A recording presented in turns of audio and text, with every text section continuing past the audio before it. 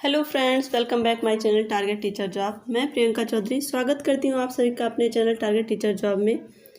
तो दोस्तों, जैसा कि आप जानते हैं कि हिंदी विषय एक ऐसा सब्जेक्ट है जिससे संबंधित हमारे हर कॉम्पिटिटिव एग्ज़ाम में प्रश्न पूछे जाते हैं। यदि हम हमारे हिंदी सब्जेक्ट को स्ट्रॉन्ग कर लेते हैं तो हम एक अच्छा स्कोर गेन कर सकते हैं।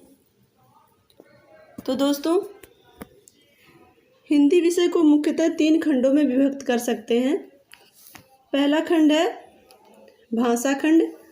भाषा खंड के अंतर्गत आते हैं हिंदी भाषा के मुख्य तथ्य, जैसे हिंदी भाषा का विकास, स्वतंत्रता संग्राम के दौरान हिंदी का राष्ट्रभाषा के रूप में विकास, स्वतंत्रता के बाद हिंदी का राजभाषा के रूप में विकास, हिंदी की उपभाषाएं एवं बोलियां, देवनागरी लिपि, हिंदी भाषा का मानवीकरण, विश्व हिंदी सम्मेलन कौन कौन से हुए, ये सारी चीज़ें हम भाषा खंड के अंतर्गत सीखते हैं। इसका दूसरा खंड होता है व्याकरण खंड।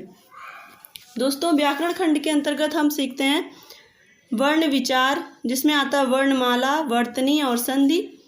शब्द विचार, जिसमें उपसर्ग, प्रत्यय, समास, शब्दभेद, तद्भव, तत्सम और संज्ञा से अव्यय तक, पर्यायवाची शब्द, विलोम शब्द, अनेक शब्दों के लिए एक शब्द, रिक्त स्थान, जिसमें आते हैं वाक्य में रिक्त स्थानों की पूर्ति।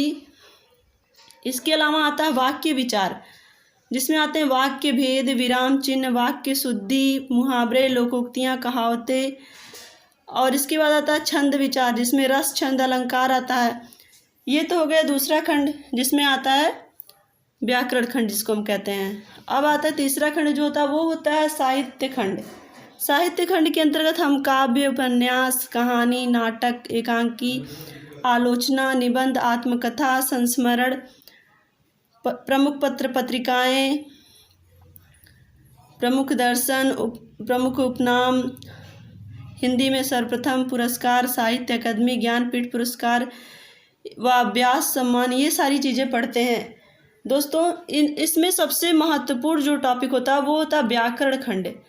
व्याकरण खंड से सबसे ज़्यादा प्रश्न पूछे जाते हैं, इसलिए हम लोग सबसे पहले आज पढ़ेंगे व्याकरण खंड के अंतर्गत हिंदी का जो पहला टॉपिक आता है वो आता है वर्णमाला। वर्णमाला को ही अल्फ़ाबेट कहते हैं। वर्णमाला बनती कैसे है? सबसे पहले हम जानते हैं वर्ण क्या है। वर्ण भाषा की सबसे छोटी इकाई ध्वनि है, और ये ध्वनि जो हम बोलते हैं, जैसे अगर हम बोल रहे हैं आ, तो आ एक ध्वनि के रूप में हमारे मुंह से निकल रही है। उस ध्वनि को जो आकार हम देते हैं उसी को ही हम वर्ण कहते हैं। अब देखते हैं वर्णमाला किसे कहते हैं।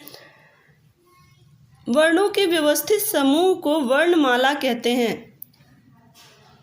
दोस्तों, जो वर्ण हम जो वर्णों के मुंह से जो बोलते हैं ध्वनियाँ, उस ध्वनि का जो वर्ण बनता है, जो आकार बनता है, उसी तरह के आकार को एक व्यवस्थित क्रम में लिखने की प्रक्रिया ही कहलाती है वर्णमाला। हिंदी भाषा में वर्णमाला की संख्या 52 है। दोस्तों, अब देखते हैं वर्णों के प्रकार क्या हैं। वर्ण मुख्यतः 2 प्रकार के होते हैं। पहला है स्वर। अब स्वर किसे कहते हैं? दोस्तों, स्वतंत्र रूप से बोले जाने वाले जो वर्ण होते हैं उसको हम कहते हैं स्वर।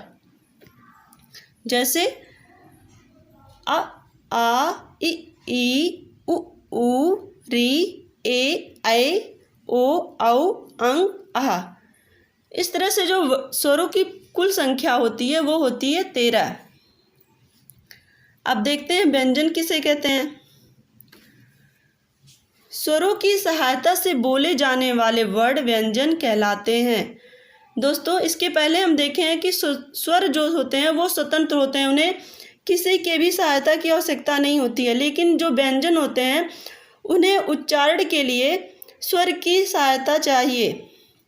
जैसे का, अगर हम का लिखते हैं, केवल का, अगर उसके नीचे हलंत नहीं लगाते हैं तो वो का प्लस आ मिलके बनता है का। पूरा का जो हम हिंदी में का, खा, ग, घ पढ़ते हैं, इसका ये मतलब होता है कि उसके पीछे का धन आ छिपा होता है। अगर हम इसको सीधी तरीके से लिखते हैं तो देखिए इसमें है ना, का के नीचे हमने हलंत लगाया, च के नीचे हलंत लगाया, तो हर जो व्यंजन होते हैं उसमें आपका स्वर छिपा होता है, यानी कि हर व्यंजन के साथ स्वर जुड़ा होता है। अगर हम स्वर को हटा देते हैं तो उसके नीचे हलंत लग जाता है। इसी तरह से अगर हम आ के अलावा अन्य स्वर को जोड़ के देखते हैं तो का के साथ ई को जोड़ते हैं तो की, का के साथ ओ को जोड़ के देखते हैं तो को। तो हर जो व्यंजन होते हैं वो किसी न किसी स्वर पे डिपेंड होते हैं। नेक्स्ट देखते हैं दोस्तों,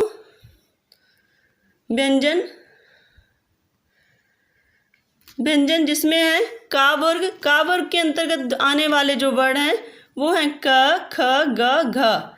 चा वर्ग च, छ, ज, झ। टा वर्ग ट, ठ, ड, ढ, ड़। ता वर्ग ता, थ, द, ध, न। पा वर्ग प, फ, ब, भ, म। अंतस्थ व्यंजन किसको कहते हैं? या, र, ल, व को अंतस्थ व्यंजन कहते हैं। उसमें व्यंजन स, स, ह उसमें व्यंजन है। दोस्तों इसमें 4 होते हैं संयुक्त व्यंजन, छ, त्र, ज्ञ और स्त्र, और 2 होते हैं द्विगुण व्यंजन। यहाँ पे देखिए ड और ढा को हमने ब्रैकेट में लिखा है, वही 2 व्यंजन नीचे द्विगुण व्यंजन के रूप में जाने जाते हैं, ये 2 होते हैं। अब संयुक्त व्यंजन किन 2 अक्षरों से मिलकर, किन 2 वर्ण से मिलकर बनते हैं देखते हैं। संयुक्त व्यंजन में जो छ, त्र, ज्ञ और स्र आते हैं, छ किससे मिलकर बना होता है? का प्लस सा, ता प्लस रा। त्रा बनता है ता प्लस रा से, ज्ञ बनता है जा प्लस या से, और स्रा बनता है सा प्लस रा से। दोस्तों इसमें हम देखेंगे छा जो है जिस वर्ड से मिलकर बना है का प्लस सा, का के नीचे हलंत होता है, यानी कि का के साथ यहाँ पे आ नहीं जुड़ा है।